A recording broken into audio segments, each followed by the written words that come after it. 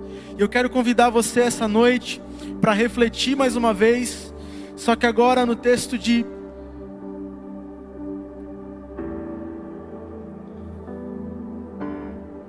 Filipenses, capítulo 4.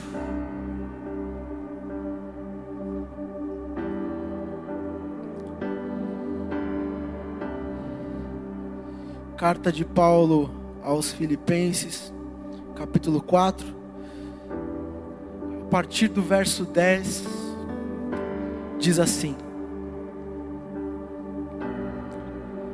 Alegrei-me sobremaneira,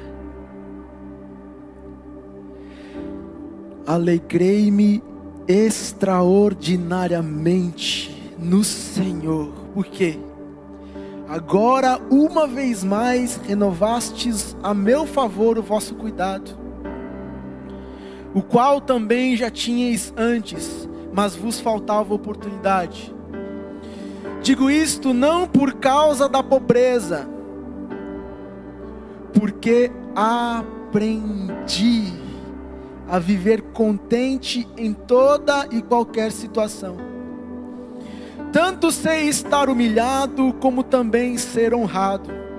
De tudo e em todas as circunstâncias já tenho experiência, tanto de fartura como de fome, assim de abundância como de escassez. Posso todas essas coisas em Cristo Jesus, que me fortalece. Vamos orar mais uma vez.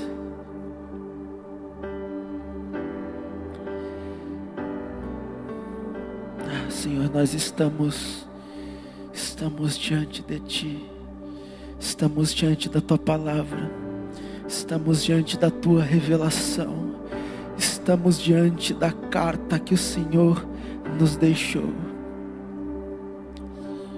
E nós nos encontramos famintos, nós nos encontramos sedentos, nós nos encontramos carentes. Alguns se encontram quebrados, alguns se encontram desanimados. E Tu, Senhor, és aquele que nunca despede os que Te buscam, os que se achegam para ouvir a Tua voz, os que achegam para buscar a Tua face. Tu nunca os despede de mãos vazias, Tu nunca os despede com fome, Tu nunca os despede com sede. Mas Tu és o Deus de toda abundância, Tu és o Deus de toda fidelidade, Tu és o Deus de toda bondade, ó Pai. Nós Te rogamos que a Tua palavra venha ao nosso encontro mais uma vez, saciando nossa fome, saciando nossa sede, curando nossa alma, curando nosso ser, transformando a nossa vida, nos revigorando, nos animando, nos desafiando, nos exortando, nos corrigindo. Que a Tua palavra fale aos nossos corações, ó Pai. Nós oramos em Teu nome, em nome de Jesus, amém.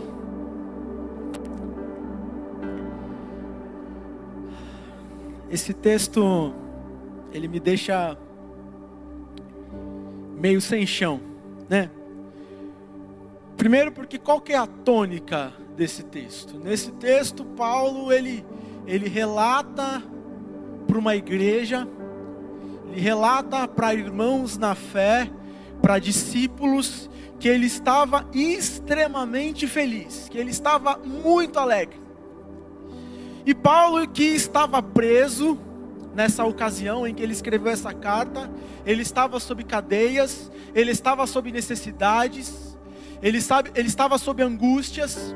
E no fim dessa carta ele vai relatar que está extremamente grato, sobremaneira feliz. Por quê? Por causa da ajuda financeira que a igreja de Filipos tinha dado para Paulo. igreja de Filipos ficou sabendo da circunstância, da situação de Paulo, fez uma oferta e mandou alguém entregar para Paulo. Então Paulo escreve essa carta dizendo que ele havia ficado extremamente feliz com isso. Só que o engraçado é que a alegria de Paulo não era pela ajuda em si. Paulo não estava sobremaneira alegre, porque os cristãos da igreja de Filipos tinham lembrado dele e tinham reservado tempo para retirar uma oferta e entregar para ele. Paulo está interessado em outra coisa aqui. A alegria de Paulo aqui tem outra tônica. Paulo fica alegre não porque foi socorrido financeiramente, mas porque os crentes estavam desenvolvendo. Ele fica alegre porque os crentes se mostram generosos. Ele não fica alegre pela oferta. Ele fica alegre porque os crentes estavam amadurecendo. Os crentes estavam crescendo. Os crentes estavam refletindo o coração generoso do Pai. E porque Paulo, nessa circunstância, ele consegue ficar alegre pelo outro, pelo desenvolvimento do outro, e não tanto pela oferta, embora ele estivesse em necessidade. Paulo podia ter esse tipo de reação. Paulo podia se alegrar pelo desenvolvimento do outro, porque no verso 11 do capítulo 4, ele diz: eu aprendi. Eu aprendi a viver de todas as maneiras. Eu aprendi a viver em qualquer circunstâncias. Eu aprendi a viver em qualquer circunstância com contentamento, com satisfação.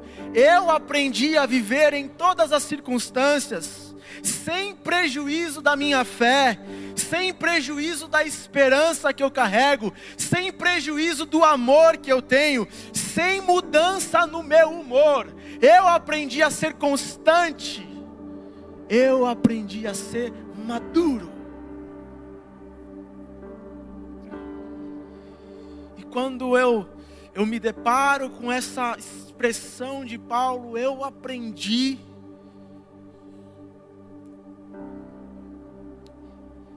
eu olho para mim e eu costumo me perguntar: eu sou o tipo de sujeito que aprende? Eu sou educável? Você é alguém que tem a habilidade de aprender? Você é educável? Preste atenção. Muitas pessoas, elas passam privações. Muitas pessoas, elas passam agonia, elas passam sofrimento, elas passam tormento. Muitas pessoas, elas desfrutam de abundância, elas desfrutam de alegria, elas desfrutam de bênçãos. Mas, será que as pessoas que desfrutam tanto de abundância quanto da escassez, elas podem dizer juntamente com Paulo: eu aprendi? Tem gente que precisa aprender a viver na abundância. Existem pessoas que não podem desfrutar um pouco de abundância, que eles já se tornam orgulhosos. Eles não podem experimentar um pouco de abundância, que eles já se tornam autoconfiantes demais. Eles não podem experimentar alguma coisa boa, eles não podem receber nada, que eles já começam a pisar nos outros. Essas pessoas não aprenderam a viver na abundância. Existem outras pessoas que elas não aguentam o sofrimento, elas não aguentam a escassez. É só elas começarem a passar algum tipo de prova, algum tipo de luta, e elas tornam-se ressentidas. Elas tornam-se amargas. Elas tornam-se extremamente contra Deus, contra a vida, contra os outros. Será que eu sou esse tipo de pessoa? Será que você é esse tipo de pessoa? Você sabe viver em todas as circunstâncias? Você aprende com todas as circunstâncias? Você aprende com a bondade? Você aprende com a abundância? Você aprende com a escassez? Você aprende com a dor? Você aprende com o sofrimento? Porque inevitavelmente, Jesus disse: no mundo tereis aflição.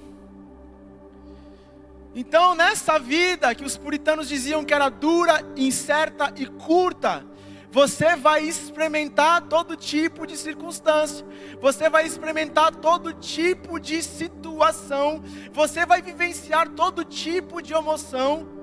E a pergunta que é: você aprende com essas coisas? Você é maduro o suficiente para lidar com essas coisas? Para viver com essas coisas?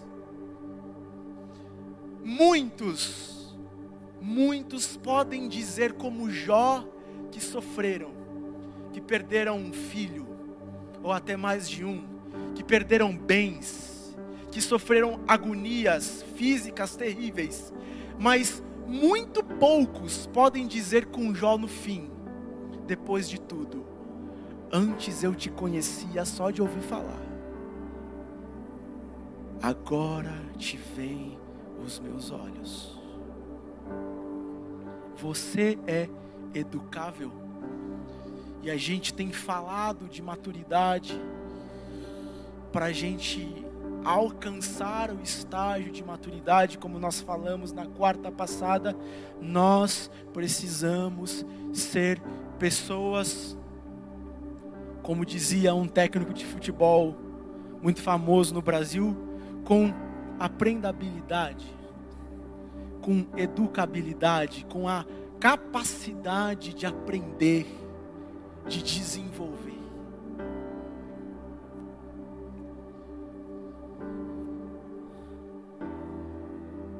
Nós precisamos aprender a aprender. E eu quero pensar com vocês, a partir de algumas ideias desse texto e da vida de Paulo, em algumas ferramentas, algumas formas de desenvolver a aprendizagem, de se tornar apto para aprender, de crescer em aprendizado para conseguir ser maduro. Eu não vou dizer quantas são, para você não ficar impaciente. Brincadeira, não são tantas assim. Nós temos algumas aqui. Primeiro eu quero te dar uma boa notícia. Quando Paulo diz eu aprendi, significa que em algum momento da vida dele ele não soube. Paulo não nasceu sabendo. Paulo não nasceu sendo o apóstolo Paulo, o homem que escreveu 13 de todas as 27 obras que compõem o Novo Testamento. Paulo não nasceu sendo o cara que suportava aflições, que era constante, que embora as circunstâncias variassem, ele era invariável e constante na presença de Deus. Paulo não nasceu assim. Ou seja, a primeira coisa que eu quero ressaltar para você é que existe possibilidade de mudança. Existe a possibilidade real de melhora. Existe a possibilidade real de desenvolver a capacidade de aprender. Existe a possibilidade real do crescimento. A maturidade cristã não é um alvo inatingível. Deus proporciona para nós todas as coisas que nós precisamos para crescer. A melhor coisa do mundo para mim, para você, é que nós não somos imutáveis. Deus é imutável. Deus não muda, mas nós mudamos. Mas em certo sentido isso é bom, Porque Deus é perfeito. Então Ele não muda. Mas imagine se você fosse imperfeito, mas imutável. Mas você não é imutável, você é mutável. Você muda, o ser humano muda.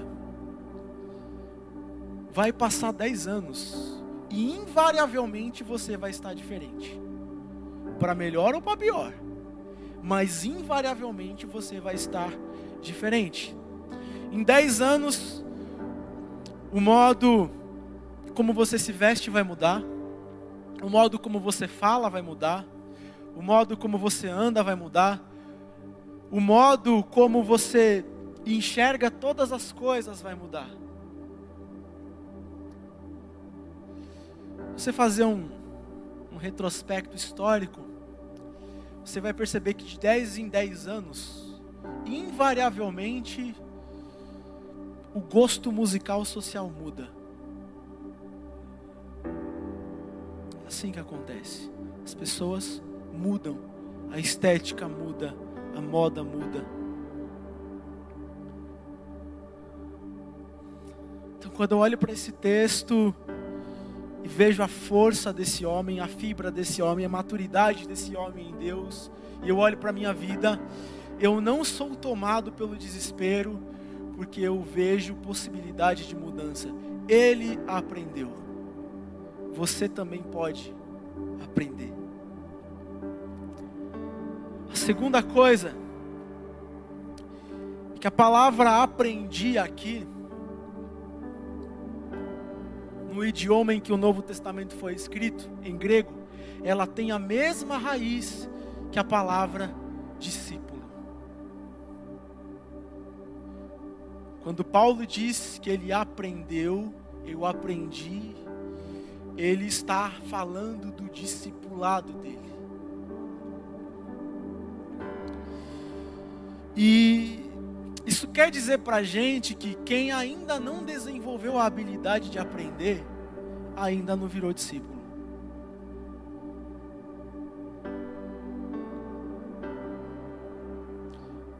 Quem ainda não desenvolveu a habilidade de aprender, ainda não se tornou discípulo. Porque o discípulo, ele não é igual à multidão, que vai, ouve Jesus, depois volta para casa com algum bem que ele conseguiu naquela reunião que Jesus estava. O discípulo é alguém que se coloca sob a autoridade de Jesus, sob os cuidados de Jesus e permite que Jesus o mude. Permite que Jesus o transforme, permite que Jesus o ensine, permite que Jesus mude as coisas de lugar, permite que Jesus mude tudo dentro dele de lugar. Existem muitos seguidores na igreja, mas nem tanto discípulo às vezes. É como aquele jovem rico que chega diante de Jesus todo empolgado, todo disponível para Jesus, cheio de boa vontade, diz: mestre, eu quero te seguir, eu quero te seguir. E ele já apresenta o currículo dele: olha, mestre, desde a minha infância eu obedeço a todos os mandamentos. O que precisa para eu ser perfeito? No fim das contas, quando esse homem chega diante de Jesus, ele não quer ser discípulo de Jesus. Ele quer discipular com Jesus. Ele quer ser liderança com Jesus. O discípulo é alguém que chega para aprender. É alguém que chega com a intenção de aprender. O discípulo é alguém que chega com humildade. O discípulo é alguém que chega com a intenção de abrir mão, de mudar, de se modificar. Nós somos discípulos? Ou somos multidão? Ou somos que nem o jovem rico? Para desenvolver a habilidade de aprender, é necessário desenvolver a mentalidade de discípulo. E a mentalidade de discípulo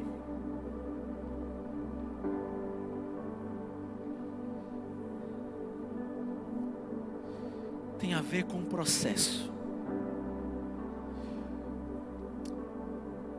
Jesus chegou nos evangelhos e disse assim, ó: antes de você construir uma casa,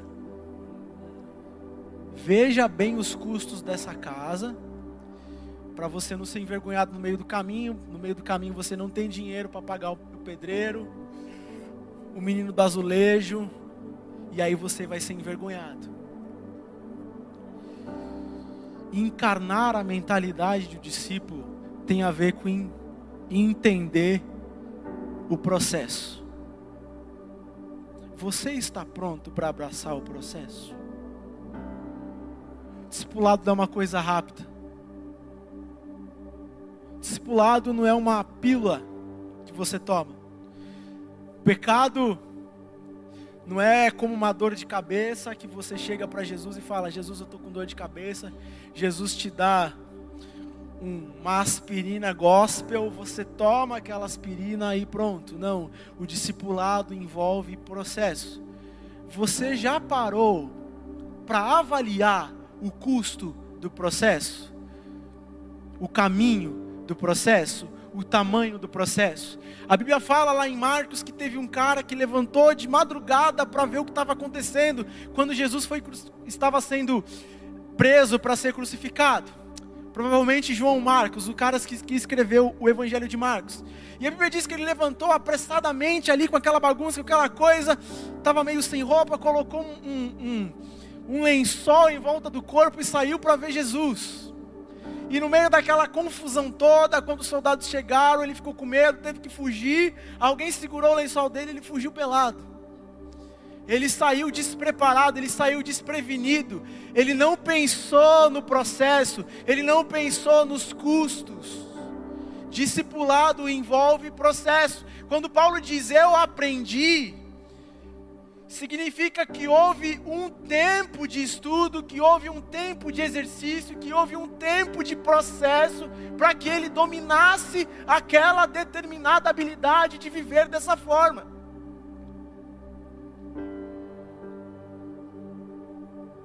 A vida com Jesus é discipulado, e discipulado envolve processo. Esse processo é dinâmico. Esse processo, ele é ativo, ele é intenso.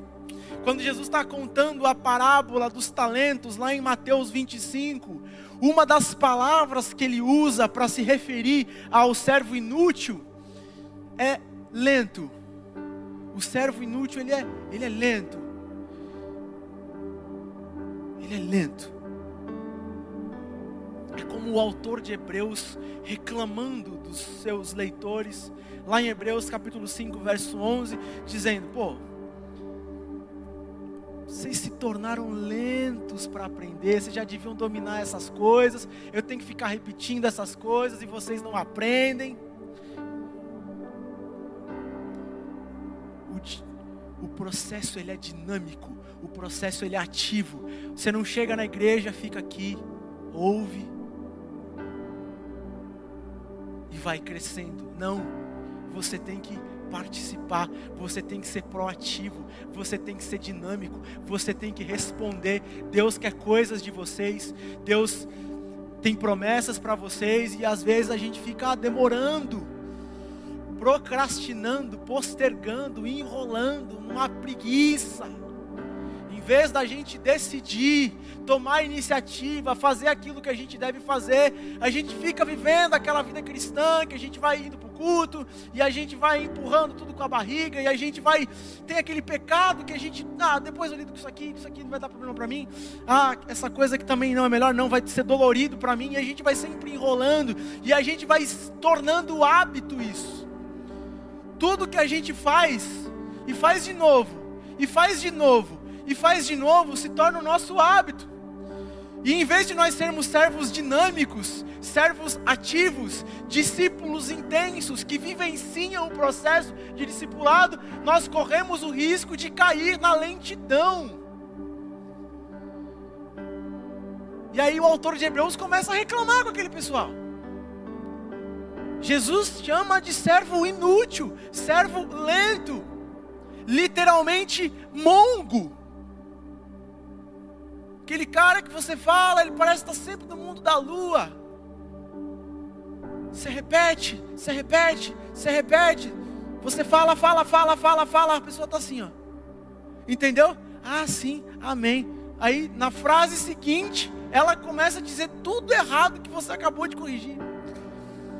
Quem aqui aconselha a pessoa sabe como é que é isso. O sujeito vem com um problema para você, com uma dificuldade, e você começa a fazer uma série de perguntas e você vê que está tudo errado. O sujeito não aplica um princípio da escritura e quer que dá tudo certo. E aí você começa a falar com ele, você abre a Bíblia, você pega na mão, vamos lá, e vai ensinando tudo. Quando você termina de falar, a primeira frase, parece que ele não entendeu nada, parece que ele nem te ouviu. Ele nem botou o cérebro na manivela assim para funcionar um pouco, para prestar atenção em você. Mas não existe aprendizado, não existe maturidade sem processo. E processo dinâmico, um processo ativo, um processo intenso. Tem que ser como Pedro. Tem que ser doido, tem que falar, se é você, me manda sair do barco e me manda até você, mas faça alguma coisa. É processo, mas não é um processo passivo. É um processo de relacionamento com Deus. E o modo como você responde, conta. Processo.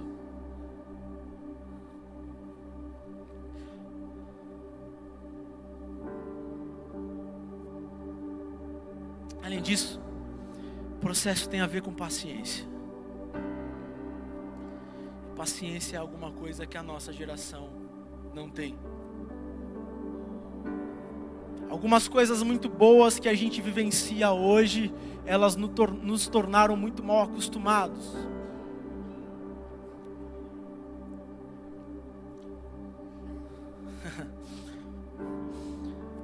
Hoje a gente quer qualquer coisa e a gente aperta um botão. Tem aplicativo para tudo. Mas você, quando era criança, quando você chorava, tua mãe te dava comida. Quando você chorava, tua mãe via se tua fralda não estava precisando ser trocada. Quando você chorava, tua mãe via ficar preocupada se você estava sentindo algum tipo de dor. Mas conforme você foi crescendo,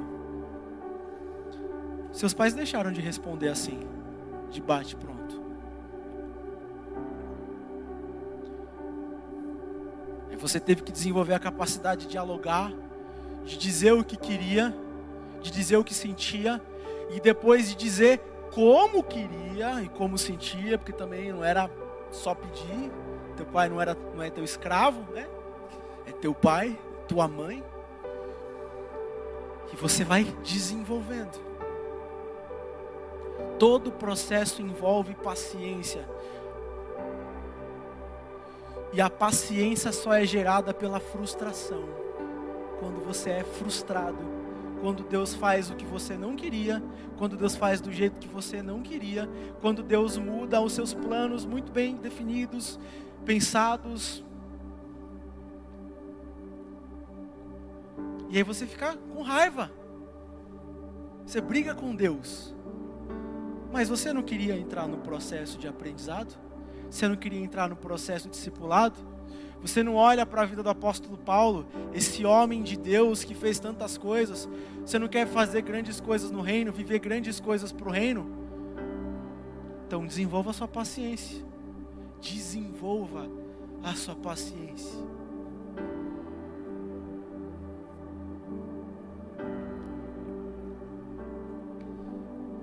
Todo processo exige paciência. E paciência genuína gera constância.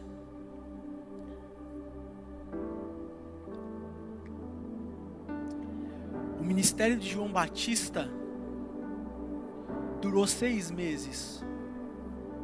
E ele se preparou 30 anos. 30 anos de preparo para 6 meses de ministério e depois morte.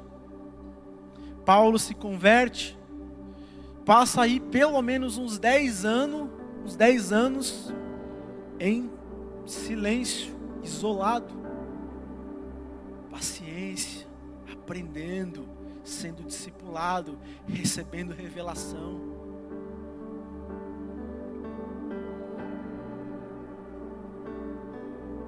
Nós queremos ser uma igreja saudável, nós queremos ser uma igreja vibrante. Você quer ser um cristão cheio da presença de Deus, cheio do poder de Deus? Então não reclame quando Deus começar a desenvolver sua paciência. Mantenha a mentalidade de discipulado. Se coloque nas mãos do oleiro. Seja um barro bom. Seja um barro molhado. Que quanto mais duro o barro é, mais dolorido vai ser amassar ele.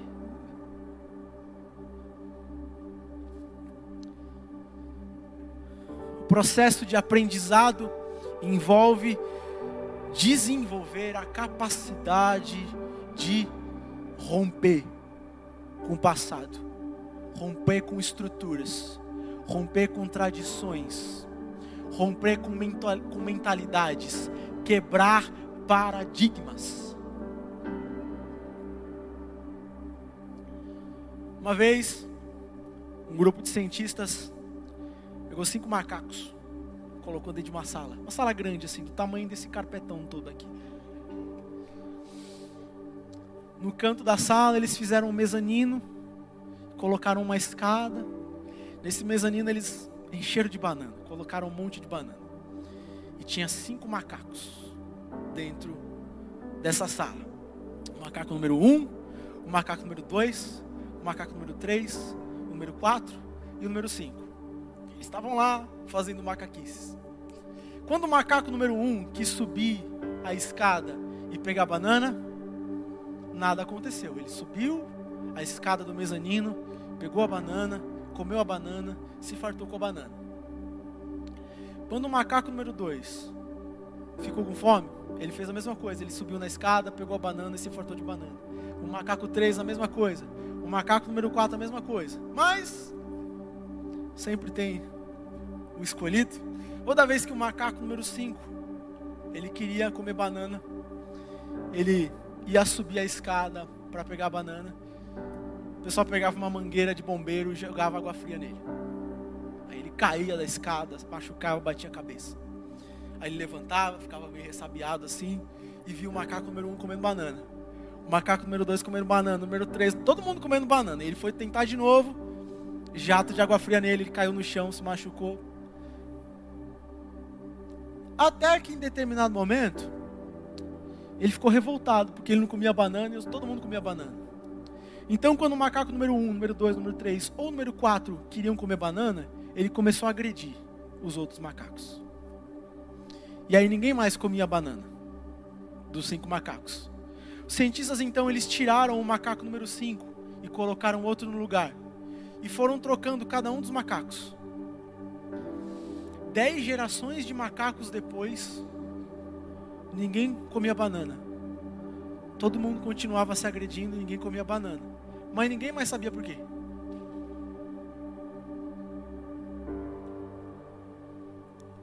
Sabe o que é isso?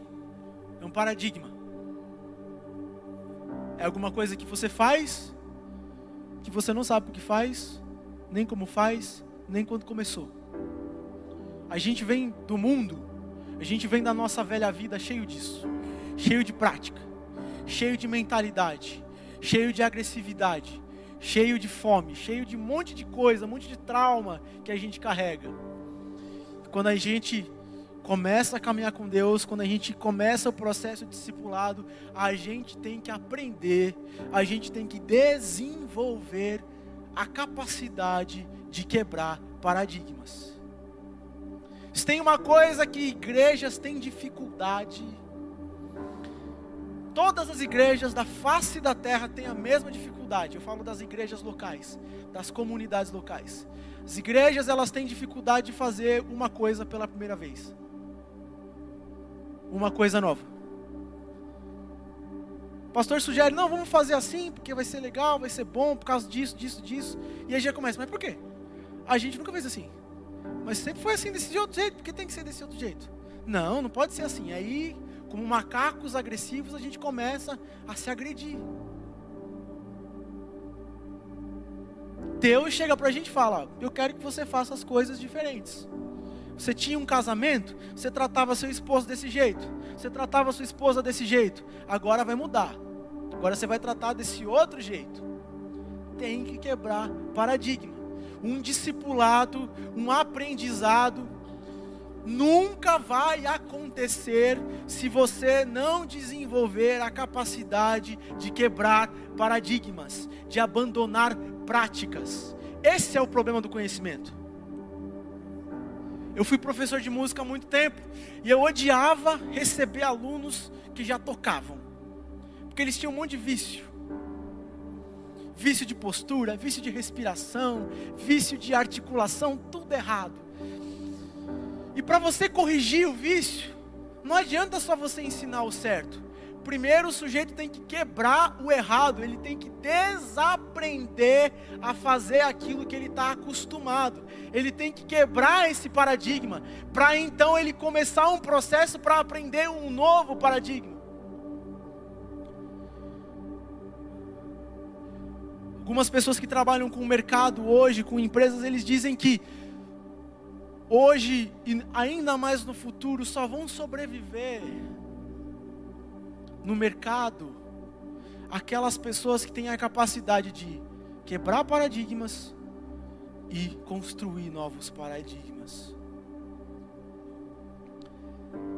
Nós temos que quebrar nossa cultura. Nós temos que quebrar o nosso status. Nós temos que romper com o nosso passado.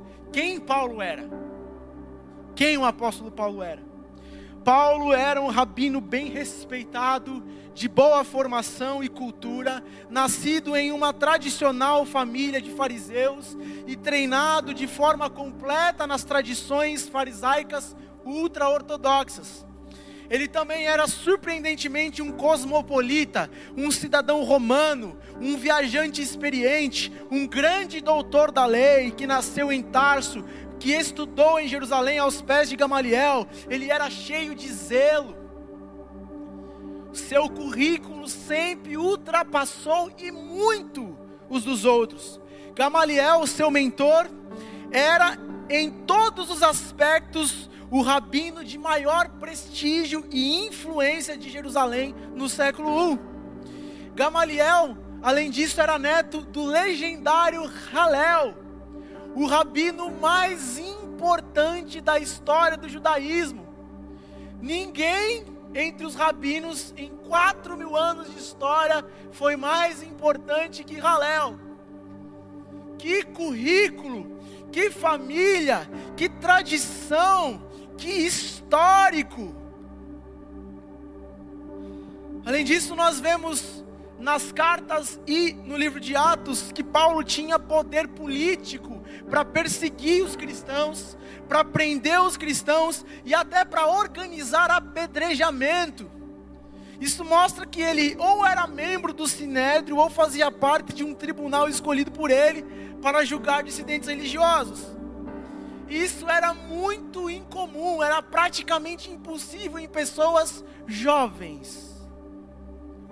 Mas Paulo era diferenciado demais. Ele era um especialista com conhecimentos avançados para a sua idade. Ele se destacou como ativista zeloso, como trabalhador voluntário, como administrador talentoso, como fiscal rigoroso, como político. Então ele alcançou todo esse patamar. E o que ele fez depois? Ele abandonou essas coisas. Ele rompeu com esses paradigmas. Ele começou a ver diferente, ele começou a pensar diferente, ele começou a sentir diferente, ele começou a querer diferente, ele começou a andar diferente.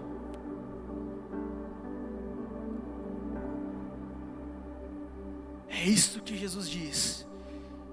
Quem quer vir após mim e ama mais os seus pais do que a mim, não é digno de mim. Não existe discipulado, não existe aprendizado, não existe crescimento, não existe maturidade sem desenvolver a capacidade de romper paradigmas, de quebrar tradições, de mudar. Paulo renovou sua mente, redefiniu seus sentimentos e modificou sua conduta.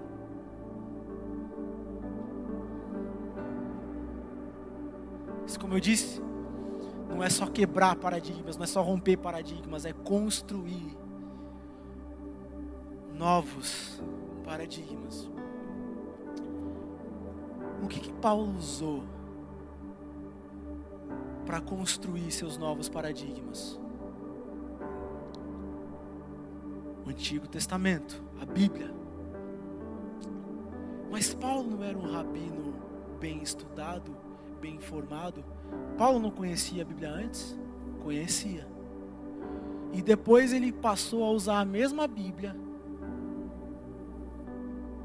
para construir uma mentalidade totalmente diferente? Foi o que nós dissemos quarta-feira passada. Nós temos que usar os instrumentos de Deus para os objetivos de Deus, da forma como Deus estabeleceu.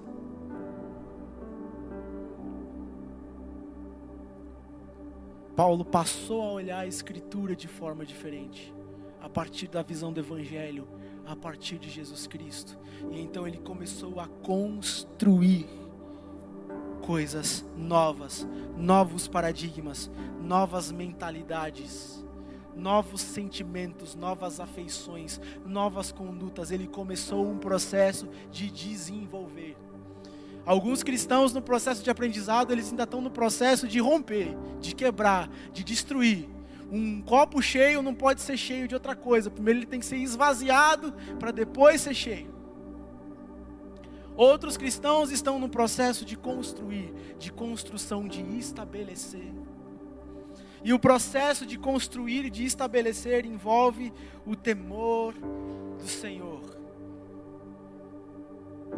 Como Provérbios vai dizer que o temor do Senhor é o princípio da sabedoria, é o início da sabedoria. Não existe sabedoria, não existe maturidade, não existe crescimento, não existe aprendizagem sem o temor do Senhor, sem temer ao Senhor. E eu vejo muito pouco temor do Senhor hoje em dia, muita pouca reverência.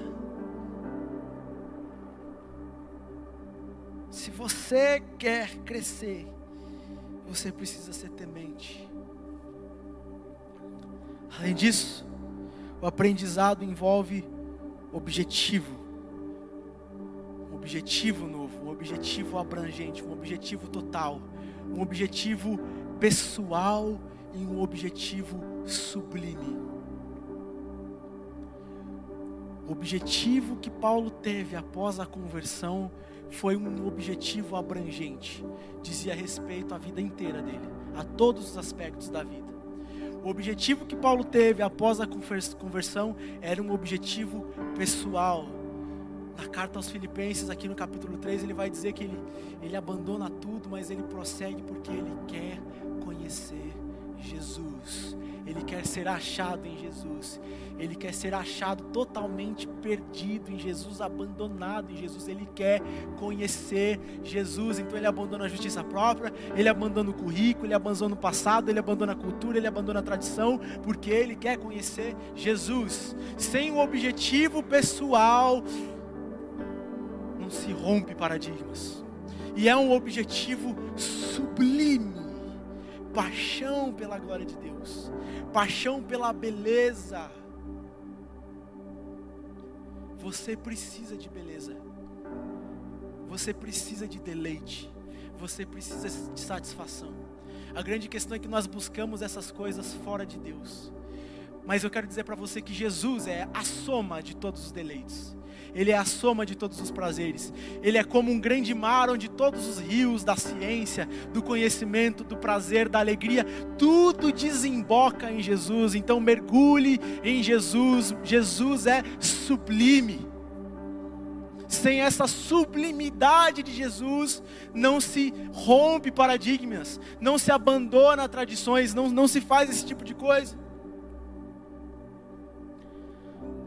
Além disso, deixa eu correr para terminar. aprendizado envolve alegria.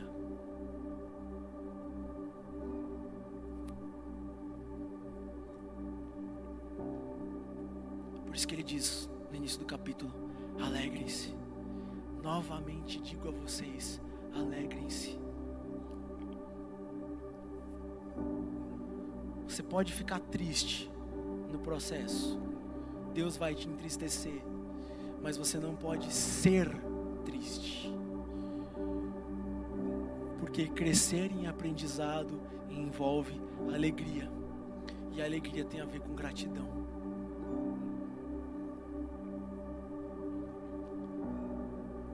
Em penúltimo lugar,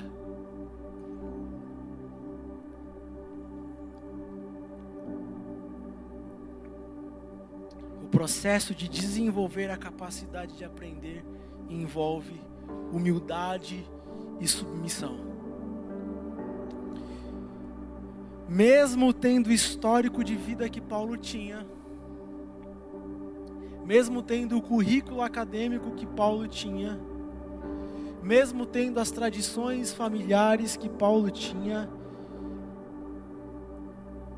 ele se submete a Barnabé. Ele se submete a Barnabé. Barnabé vai atrás dele. Barnabé leva ele para a igreja de Antioquia. Barnabé começa a discipular Paulo. Tem muita gente com muita capacidade, com muito talento, mas acaba não desenvolvendo no reino porque não se submete a quem ele considera inferior. Se nós queremos desenvolver no processo de aprendizagem, nós precisamos aprender a nos submeter. Nós precisamos aprender a ser humildes. Diversas vezes em Atos, Lucas fala sobre Barnabé e Saulo. Barnabé e Saulo. Barnabé e Saulo. Colocando o nome de Barnabé na frente, Lucas está ressaltando a liderança de Barnabé. E mesmo após 14 anos de preparação por Paulo, quando finalmente Barnabé chama Paulo e leva ele para a igreja de Antioquia, e eles passam mais alguns anos lá, o Espírito Santo então chama os líderes da igreja de Antioquia e fala que está separando Barnabé e Paulo para uma viagem missionária. E eles saem na primeira viagem missionária de Paulo, e o texto vai dizer Barnabé e Paulo, Barnabé e Paulo, ou seja, a liderança de Barnabé. Paulo, mesmo sendo quem foi, mesmo tendo histórico, e mesmo tendo passado tanto tempo já de convertido, de preparado, ele não se sente mal em se submeter à autoridade de Barnabé. Só depois, no meio da primeira viagem missionária, é que Lucas muda para Paulo e Barnabé. Antes da gente discipular, antes da gente liderar, antes da gente romper, antes da gente soltar o cabo da nau, a gente tem que aprender a se submeter, a gente tem que ser humilde. O reino de Deus não é várzea. O reino de Deus funciona com ordem. Quem quer corromper a ordem do reino de Deus não desenvolve, não cresce.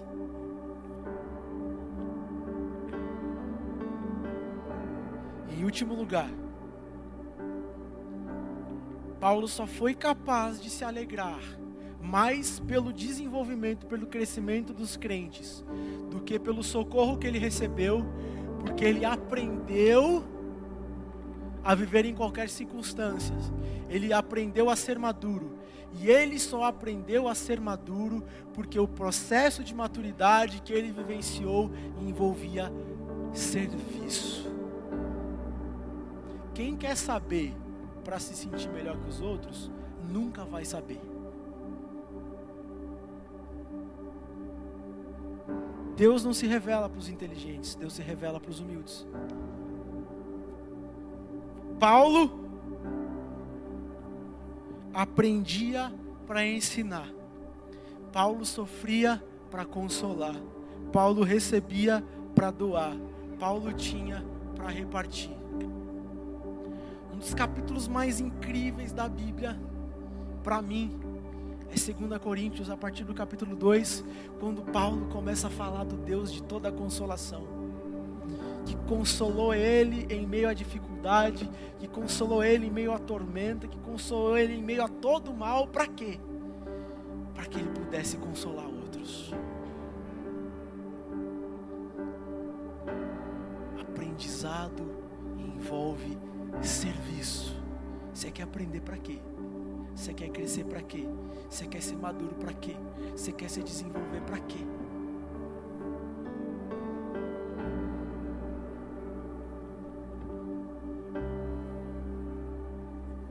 Convido você a curvar sua cabeça.